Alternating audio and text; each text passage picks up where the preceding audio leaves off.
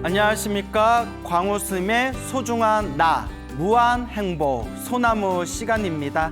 만나서 참으로 반갑습니다. 부처님 당시에 있었던 일입니다. 부처님 당시에 소를 잡는 백정이 있었습니다.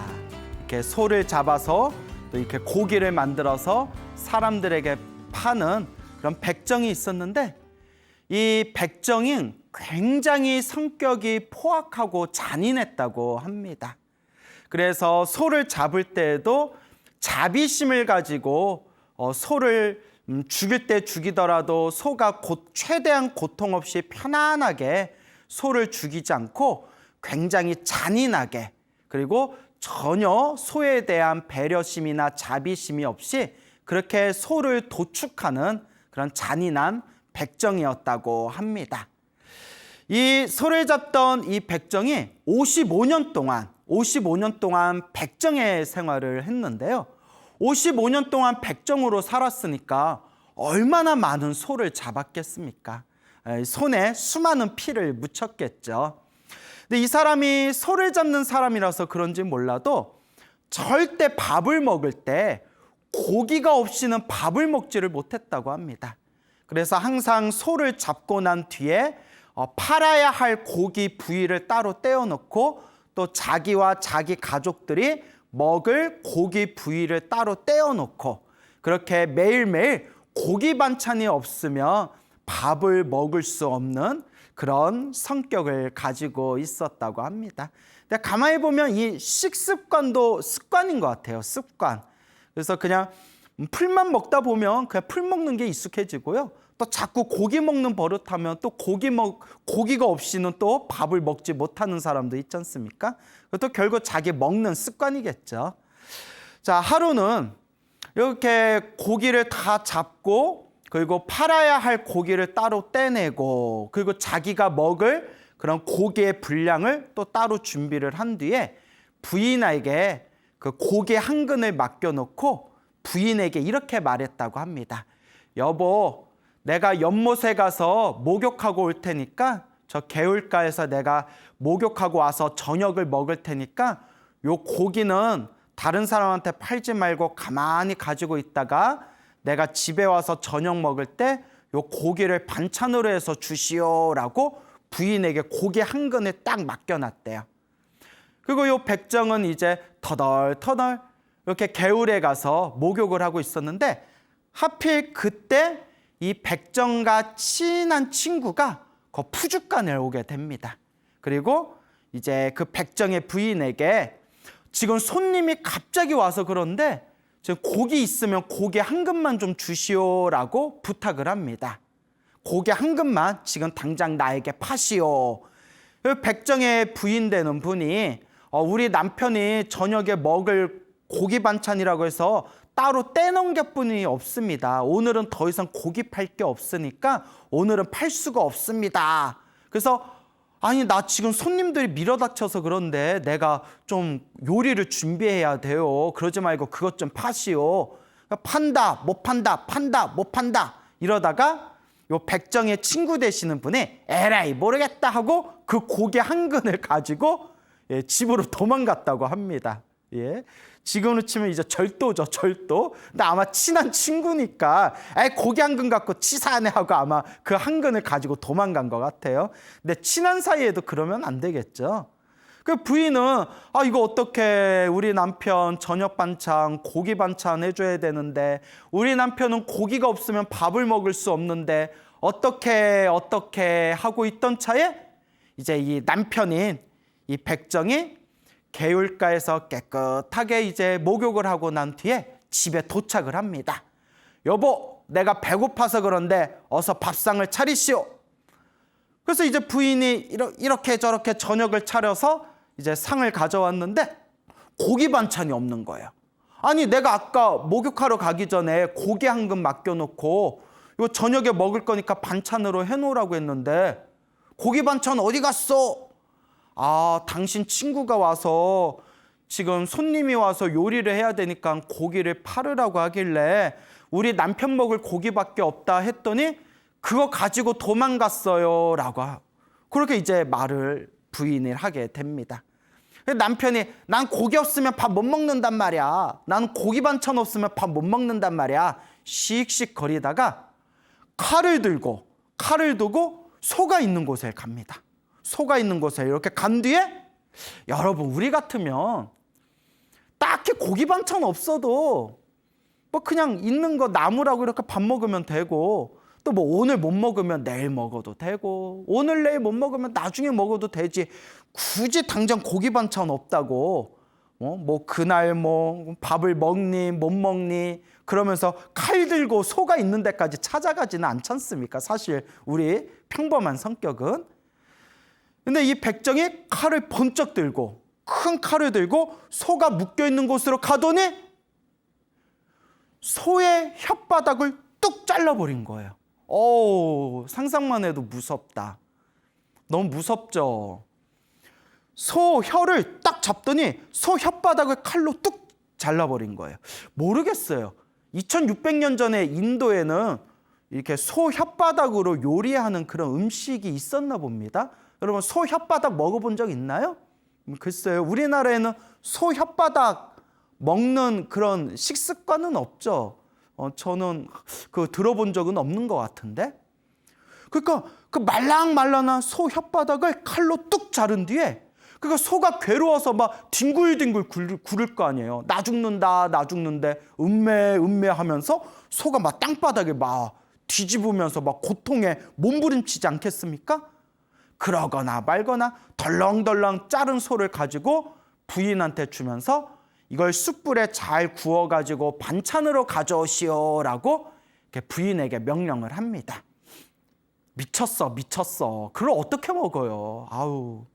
자, 그 소의 혓바닥을 잘라서 피가 뚝뚝 흐르는 걸 그 부인 되는 분이 이제 뭐 남편이 명령한 거니까 숯불에다가 그걸 이렇게 구워가지고 남편 반찬에다 내놨는데 남편이 그걸 흰 쌀밥 위에 그 소 혓바닥 숯불에 구운 그 고기 한 점을 딱 올려놓고 먹으려는 찰나에 요 백정의 혀가 뚝 하고 끊겨버렸대요. 인과 업보죠. 인과 업보. 그동안 쌓였던 그 악업의 힘이 오늘 비로소 터진 겁니다. 여러분 우리가 나쁜 일을 많이 했다 해서 살아있는 생명을 많이 죽였다 해서 지금 아무 일도 없는데 내가 지금까지 수많은 생명을 오랫동안 죽였지만 여태껏 우리 아무 이상 없이 살았는데 그것은 아직 전생에 지어놓은 복이 있어서 그 복의 힘 때문에 보호를 받고 있을 뿐이고 단 내가 지었던 악업의 힘이 내가 지었던 그 나쁜 업의 에너지가 쌓여서 임계점에 이르게 되면 결국 그 업보를 고스란히 자기가 받게 되는 겁니다.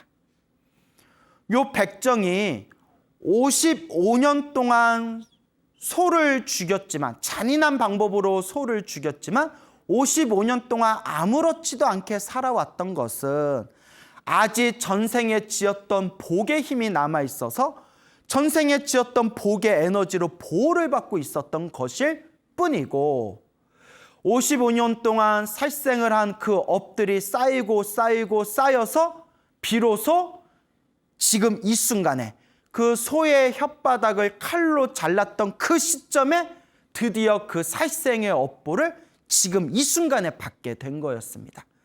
밥을 먹으려는 순간 백정의 혓바닥이 뚝 하고 끊겨서 떨어졌대요.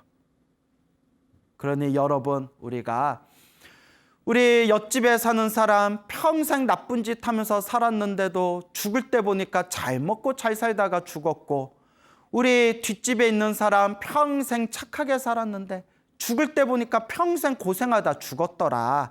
에휴 인과 업보 같은 거 못 믿겠더라. 이렇게 말할 일이 아닙니다. 이미 부처님께서 경전에서 다 말씀하셨지만 나쁜 일을 많이 저질렀다 하더라도 그 나쁜 업보의 열매가 무르익지 않으면 그 나쁜 결과가 아직 오지 않았을 뿐 언젠가는 그 나쁜 업보를 내가 받을 수밖에 없고, 내가 착한 업을 많이 지었는데도, 착한 업, 선업을 많이 지었는데도 지금 힘들고 괴롭고 답답한 것은 내가 지은 착한 업이 아직 그 열매가 무르익지 않았을 뿐, 언젠가는 내가 지은 그 착한 업, 선업의 열매, 그 행복의 열매를 반드시 언젠가는 내가 받게 될 것이다 라고 부처님께서 말씀하셨습니다. 그러니 우리 불자 여러분들께서는 당장의 업에 일희일비하지 마시고, 내가 지었던 나쁜 업이 있으며 묵묵히 그 업장을 소멸하고, 또한 나의 발걸음 한 발자국 한 발자국 끊임없이 복과 선업과 공덕을 지을 수 있도록 노력하셔야 됩니다. 아마 이 소나무를 시청하고 계시는, 또 우리 소나무를 애청해 주시는 우리 불자님들이라면 이와 같이 자신의 선업의 길을 묵묵하게 잘 닦아 나아가리라 생각합니다. 이 백정이 혀가 똑 떨어지면서 너무 아프고 고통스러워서 온몸에 몸부림을 치면서 아이고 아파라, 아이고 아파라 하면서 막 몸부림치면서 바닥을, 피를 뚝뚝 흘리면서 바닥을 기어다니는데, 피를 뚝뚝 흘리면서 고통에 몸부림치면서 바닥을 네 발로 기어다니면서 아이고 아파라, 아이고 아이고 하는 그 모습이 이 백정이 평소에 소를 죽였을 때 소들이 고통 속에서 몸부림치는 모습하고 너무 똑같은 겁니다. 그 모습을 보고 부인이 쏘스라치게 놀라면서 천벌을 받았구나, 하늘의 벌을 받았구나, 우리 남편 손에 죽었던 요 소귀신들이 나타나가지고 우리 남편에게 벌을 줬구나라고 두려움에 벌벌 떨면서 아들을 부릅니다. 아들아, 아들아, 네 아버지를 봐라. 네 아버지가 천벌을 받은 것 같다. 이 하늘의 벌이 너한테까지 미칠까 봐 무섭구나. 아들아, 어서 도망가라. 우리 걱정하지 말고 어서 도망가라 하고 어머니가 아들에게 빨리 도망가라 외칩니다. 그 아들도 무서워가지고 아들도 어머니가 도망쳐라, 도망가거라, 멀리 멀리 도망쳐라 라는 소리를 들으면서 어머니에게는 작별 인사도 제대로 하지 못하고 멀리 있는 다른 큰 도시로 도망가게 됩니다. 이제 사실 그 아버지였던 백정이 피를 뚝뚝 흘리면서 몸부림치면서 바닥을 기어다니는 것은 하늘의 벌, 천벌도 아니었고 귀신의 벌도 아니었습니다. 다 자기가 지은 업을 그냥 자기가 받았을 뿐입니다. 그런데 이런 인과 업보와 불교의 이치를 모르는 그 백정의 부인되던 그 여자분은 이게 하늘의 벌이고 귀신들의 벌인가 보다라고 무서움에 떨면서 행여라도 우리 가족들, 사랑하는 내 아들에게까지 그 하늘과 귀신의 벌을 받을까 봐 아들에게 멀리 도망가라, 이렇게 이제 말을 한 거겠죠. 어쨌거나 백정은 그렇게 피를 흘리면서 고통 속에 죽고 죽은 뒤에 지옥에 떨어졌다라고 이제 책에 나옵니다. 자, 어쨌거나 이제 아들이 큰 도시로 몸을 피했는데 뭐 가족도 없고 친한 친구도 없고 아무도 아는 사이가 없는 큰 도시에 와서 뭐 할 게 없는 거예요. 할 게 없어서 내가 여기서 밥이라도 빌어먹고 살려면 어디 남의 집에 가서 하인으로라도 좀 살아야 되겠다 생각이 들어서 여기서 제일 잘 사는 사람이 누가 있나, 어느 부잣집에 들어가야 하인으로 살면서 밥이라도 빌어먹을까 하다가 그래, 내가 기술을 배워야 되겠다. 여러분, 뭐니 해도 사람이 살아가는데 가장 좋은 거는 역시 기술을 배우는 거죠. 어설프게 이제 공부해서 그냥 이렇게 펜때 굴리는 것보다 제대로 된 기술 하나 딱 자기가 그럼 마스터, 장인이 돼가지고 이제 또 살아가는 것도 삶의 지혜지 않겠습니까? 그래서 내가 기술을 배워야 되겠다 생각이 들어서 그 금을 다루는 액세서리 만들고 금속을 다루고 보석이라든가 장신구를 만드는 그런 금을 다루는 세공사의 집에 찾아가서 하인으로 들어갑니다. 그래서 그 집에서 이렇게 금속을 다루고 보석을 만들고 장신구를 이렇게 만들고 액세서리 만드는 법을 배우는데 가만히 이렇게 스승이 보니까 요 백정의 아들인 이 젊은이가 아주 그냥 손재주가 좋은 거예요. 눈썰미도 있고 손재주도 좋아서 그래 내가 잠깐 바깥에 나갔다 올 테니까 내가 갔다 올 동안 요것 좀 한번 만들어 봐라 라고 숙제를 하나 내줬대요. 그래서 이 스승님이 밖에 나갔다가 집에 딱 와서 봤는데 요 제자가 만들어 놓은 장신구가 아주 기가 막히게 세련된 거예요. 그때 이 스승이 이 젊은이가 어디에서 온 사람인지는 모르겠지만 눈썰미도 있고 솜씨도 좋아가지고 어딜 가든 자기 밥벌이는 할 사람이겠다 이렇게 이제 생각이 들더랍니다. 그래서 이제 성품도 마음에 쏙 들었나 봐요. 그래서 이제 스승님이 자기 딸이랑 이제 결혼을 시킵니다. 자기 딸이랑 딱 결혼을 시켜요. 눈썰미도 있고 솜씨도 좋고 또 성격도 싹싹했나 봐요. 인품도 옆에서 지켜보니까 사람이 좋아 보였는지 그 백정의 아들인 제자와 그리고 자신의 딸을 결혼을 시킵니다. 그래서 스승 밑에서 아주 이 금을 다루는 방법을 잘 배우고 난 뒤에 이제 승승장구해서 큰 부자가 되었고 이제 백정의 아들도 이제 결혼을 해가지고 스승의 딸과 결혼을 해서 또 많은 아들을 낳았다고 합니다. 그리고 아들에게도 각각의 이제 기술을 가르쳐줘서 그 아들들이 다른 도시에 가서 자기들 밥벌이 할 수 있도록 그렇게 이제 자식들도 잘 키웠다고 합니다. 세월이 손살같이 흘러서 이제 백정의 아들이 나이가 많은 이제 할아버지가 됩니다. 나이가 많은 이제 할아버지가 되고 이 백정의 아들이었던 이 이제 할아버지는 이제 아들들을 잘 키워가지고 장가 보내고 그리고 각자 기술들을 익히게 해서 다들 자기 밥벌이를 하게 합니다. 근데 이 아들들이 이 백정의 아들이었던 이 할아버지의 아들들이 그러니까 백정의 손자들이죠. 백정의 손자들이 그 전생에 무슨 한 가닥 성근이 있었는지 다들 독실한 불교 신자가 됩니다. 다들 독실한 불교 신자가 되었는데 문득 자기네들끼리 이런 이야기를 합니다. 야, 우리 아버지께서는 평생 일만 하시고 평생 금만 다루시고 평생 보석을 세공하시고 평생 액세서리 같은 것만 만드시면서 가만히 보니까 평생 동안 일은 열심히 하시고 우리 아들들 잘 먹고 잘 살라고 정말 뒷바라지도 너무나 잘해주신 고마운 분이시지만 우리 아버지는 한 번도 부처님과 스님들께 복을 지었거나 선업을 지었거나 공덕을 쌓으신 적이 없다. 그러니까 불교나 종교에 전혀 관심이 없었나 봐요. 이 할아버지가.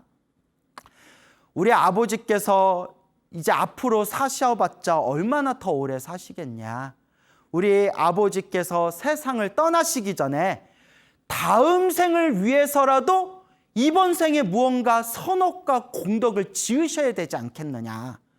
역시 이제 불교 신자고 부처님의 가르침을 공부한 아들들이라서 복과 선업과 공덕을 지어야 되고 내가 지은 복과 선업과 공덕의 힘에 의해서 다음 생에 더 좋은 몸을 받고 더 좋은 삶을 살 수 있다는 것을 이제 다 아들들이 알고 있는 거예요.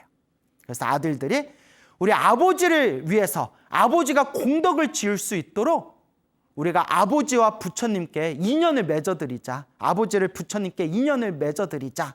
이렇게 아들들끼리 서로 마음을 모아서 이제 부처님과 스님들을 집으로 모셔 공양을 올리는 공양청을 하게 됩니다. 그래서 이제 아버지도 모시고 형제들도 이렇게 모이고 그 부처님하고 스님들을 이제 또 집에 모셔가지고 공양을 올리기 위해 이제 그날 아주 푸짐한 이제 상을 차리게 됩니다. 얼마나 보기 좋아요. 이렇게 형제들이 아버지가 공덕을 지을 수 있도록, 아버지가 복과 선업과 공덕을 지을 수 있도록 형제들이, 이 아들 형제들이 다들 마음을 내 가지고 부처님과 스님들께 이제 공양청을 하게 됩니다. 근데 이제 부처님의 가르침의 법도는 부처님과 스님들께 공양을 올리고 난 뒤에는 부처님과 스님들이 그 신도들을 위한 보답으로 법문을 하시는 게 이제 부처님의 법도입니다. 그래서 공양 중에서 최고의 공양이 법공양입니다. 법을 가르치는 법공양이 최고의 공양이라고 하죠. 그래서 신도들은 부처님과 스님들의 의식주를 해결할 수 있도록 그렇게 물질적인 공양을 올리고, 부처님과 스님들은 우리 신도님들 덕분에 의식주의 걱정 없이 오로지 수행에만 정진할 수가 있지 않습니까? 그래서 그 고마움의 뜻으로 신도분들이 바른 길을 갈 수 있는 바른 법, 그게 법공양을 전하십니다. 그러니까 우리 머리 깎은 스님들이 우리 신도들한테 법문할 때 항상 부처님 경전, 부처님 말씀에 근거를 둬서 법문을 설해야 됩니다. 그래서 저 같은 경우에도 우리 불자님들한테 더 쉽고 더 친숙하고 더 재미나게 이야기를 전달하고 싶어서, 왜냐하면 아무리 좋은 말도 어려우면 신도들이 잘 안 들어요. 그렇잖아요. 일단 재밌어야 듣지 않습니까? 그래서 우리 불자님들 부처님 가르침과 더 친해지고 친숙해지라는 의미에서 제가 이런저런 또 재미난 스토리텔링을 만들어서 그렇게 이야기를 전달하지만, 제가 불자님들에게 전달하는 이야기의 밑바탕에는 반드시 부처님 경전, 부처님 말씀에 근거를 두고 있습니다. 그렇기 때문에 우리 스님들이 이렇게 편안하게 공부할 수 있는 이 은혜가 다 어디에 있습니까? 다 우리 불심이 깊고 믿음이 깊으신 불자님들 덕분에 이렇게 스님들이 의식주의 걱정 없이 오로지 공부에만 전념하는 거 아니겠습니까? 그 불자님들의 은혜를 갚는 길은 이렇게 부처님의 아름답고 소중한 좋은 가르침, 이 부처님의 좋은 법의 가르침을 우리 불자님들에게, 우리 신도님들에게 이제 널리 베푸는 것, 이 법공양이야말로 우리 스님들이 부처님께 밥값하는 방법이고 우리 불자님들께 은혜를 갚는 방법이죠. 자, 부처님을 모시고 스님들을 모시고 공양을 다 마치고 난 뒤에 이 형제들이 부처님 앞에서 삼배를 올리고 합장하고 간곡하게 법을 청합니다. 부처님, 오늘 부처님과 스님들을 모시고 오늘 이렇게 공양을 준비한 이유는 우리 아버지께서 공덕을 지었으면 하는 마음에 이 자리를 마련했습니다.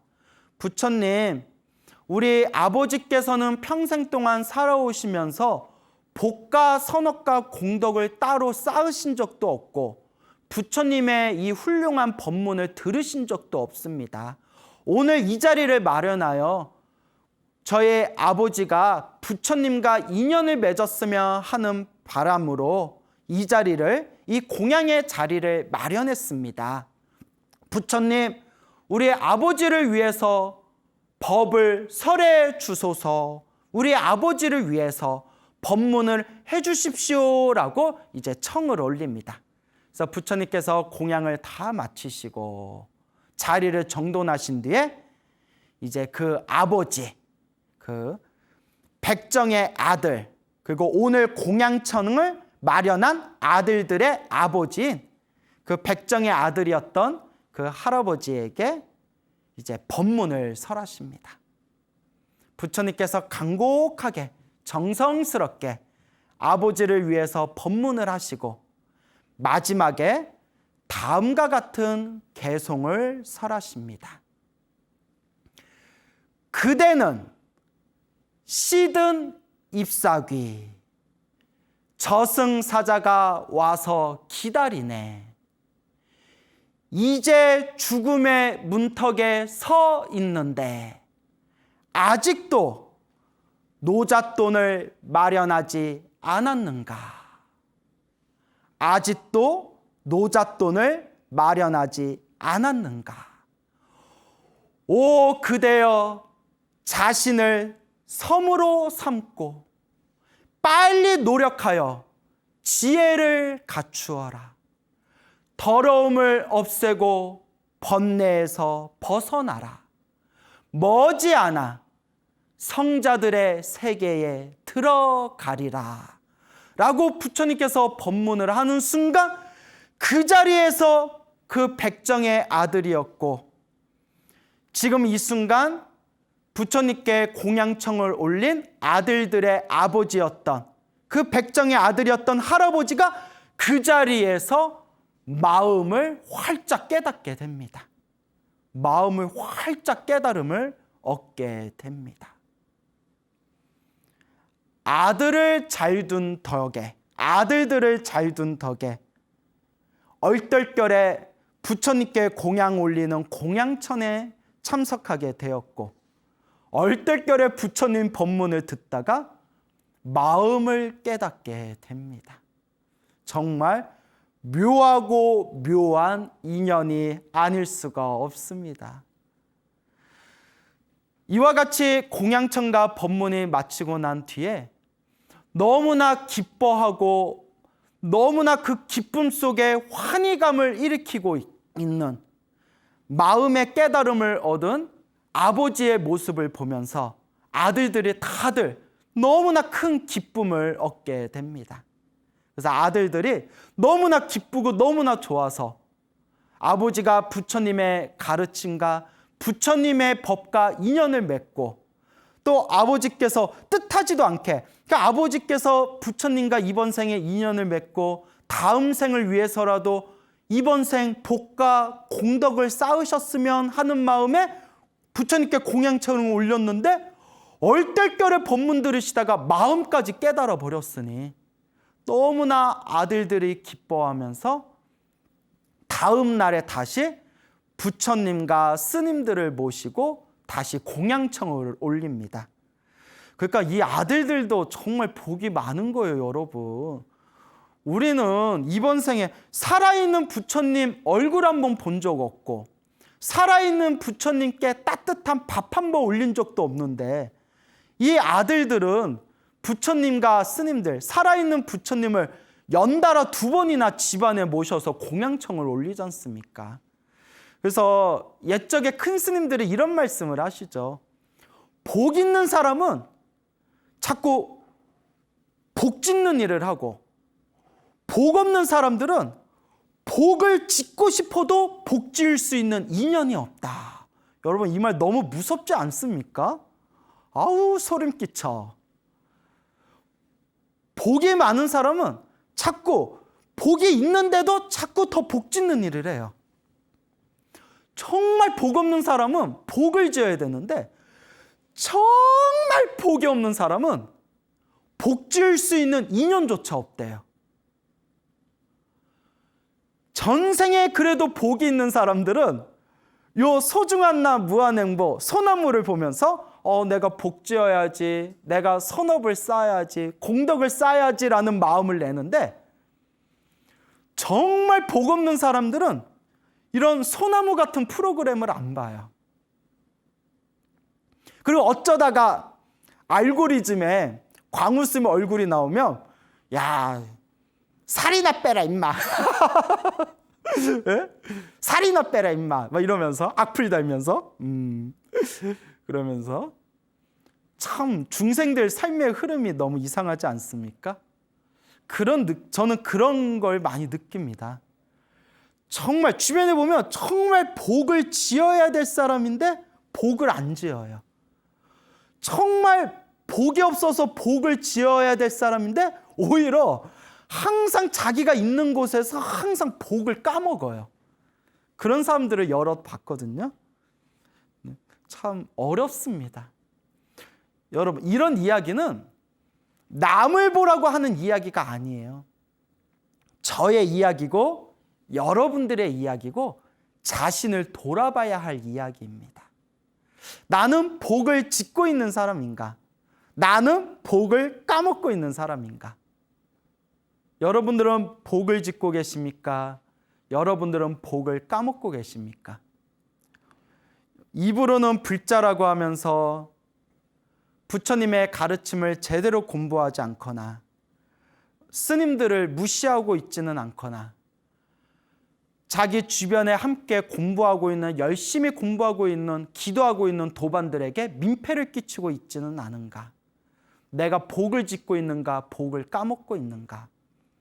정말 무서운 이야기입니다. 근데 이게 남을 보라는 이야기가 아닙니다.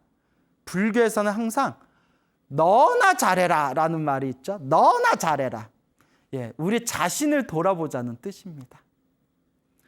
전생에 정말 복을 많이 지었는지 이 아들들이 다시 부처님과 스님들을 모시고 다시 공양을 올리게 됩니다.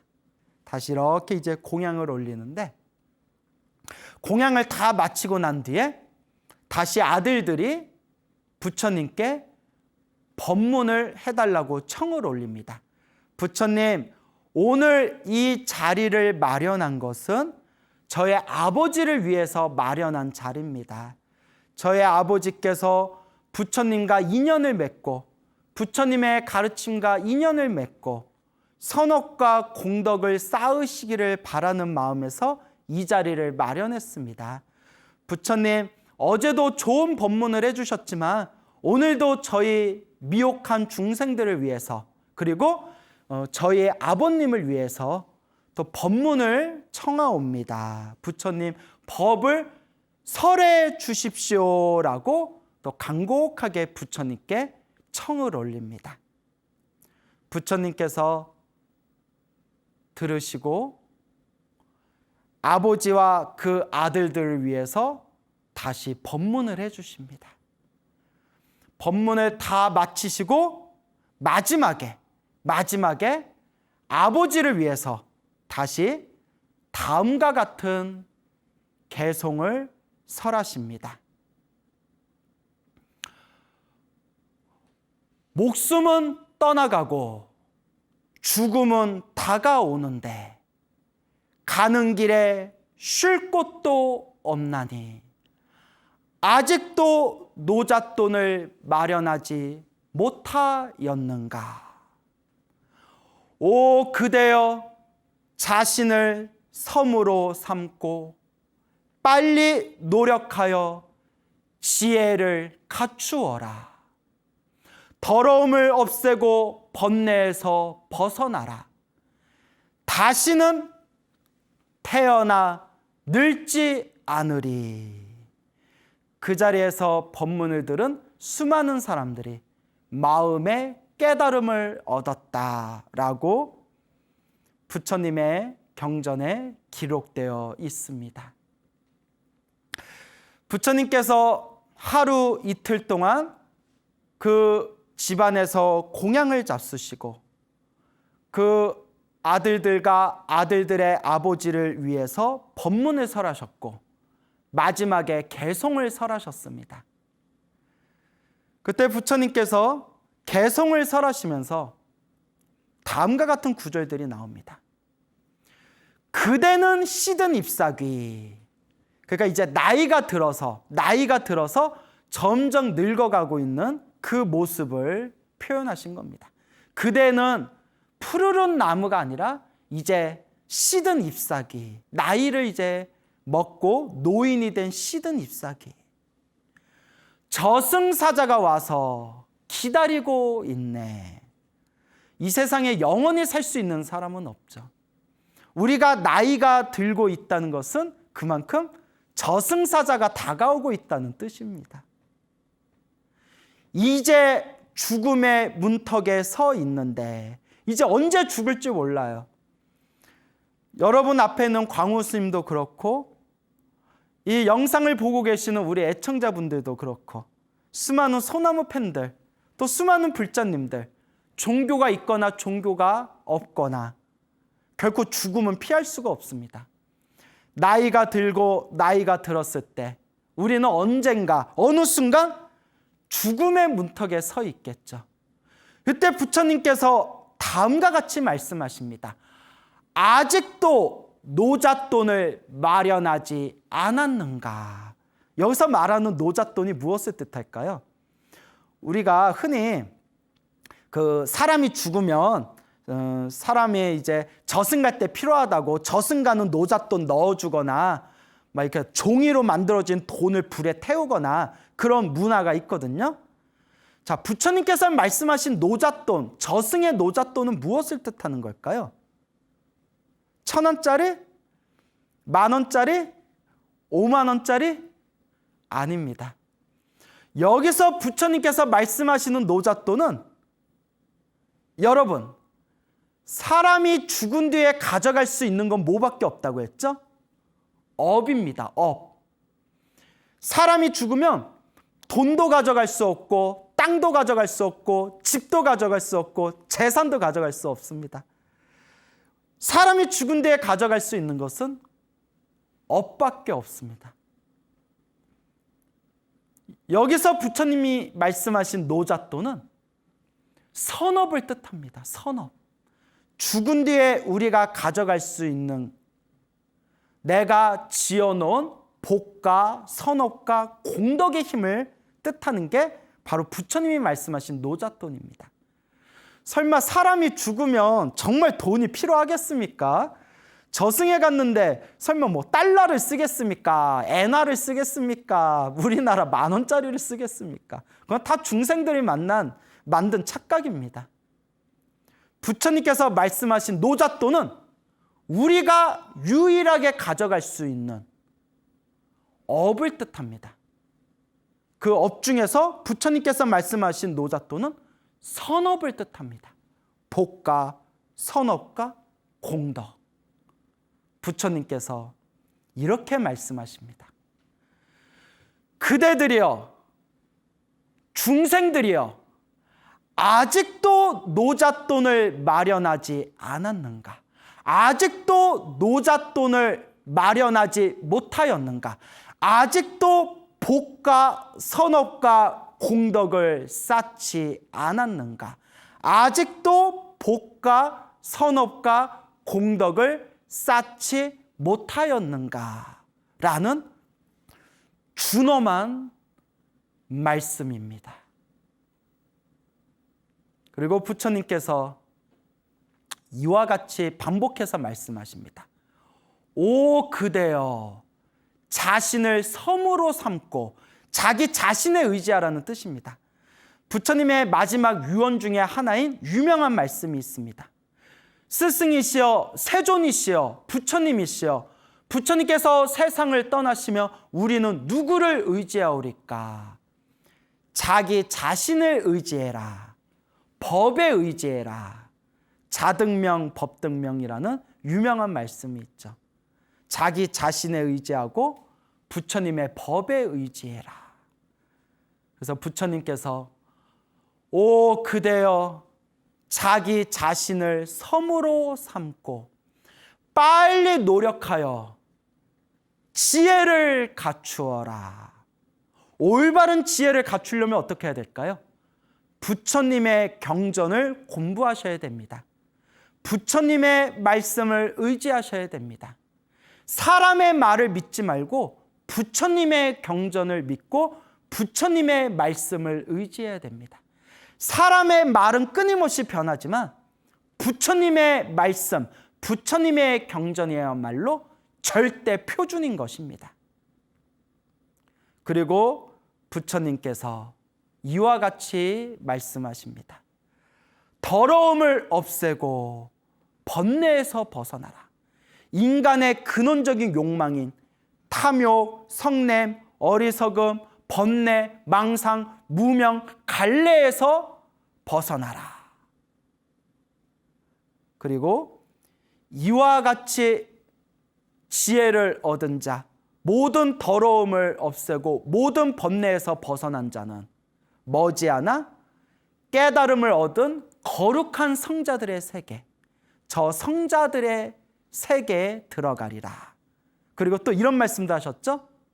다시는 태어나 늙지 않으리. 태어나 늙지 않으리. 태어나고 늙고 죽고 태어나고 늙고 죽는 끊임없는 삶과 죽음의 이 윤회에서 벗어나 영원한 자유인이 될 것이다.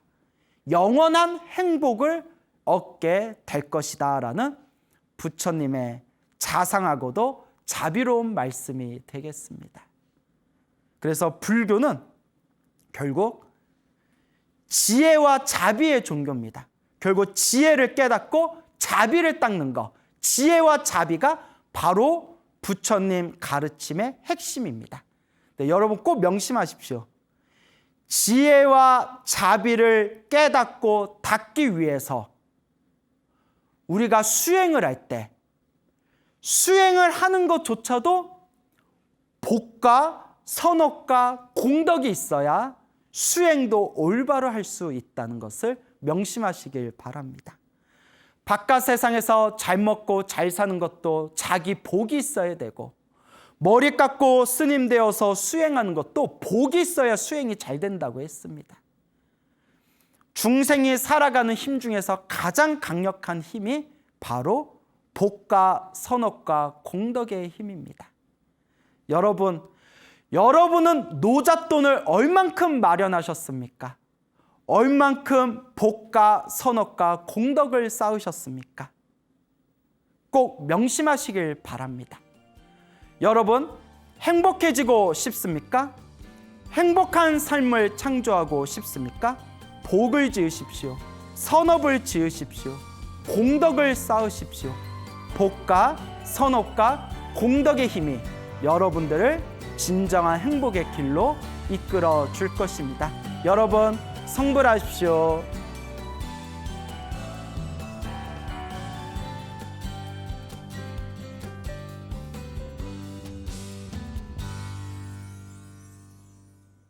ARS에 동참하신 분들 중 추첨을 통해 황제바이오에서 황제 동충하초 엑기스, 황제 버섯 감로스를 드립니다. 사찰로 들어서면 마음이 포근해집니다. 힘들었던 기억은 내려놓고 나를 찾는 시간을 가져봅니다. 나를 위한 행복 여행, 템플스테이로 당신을 초대합니다.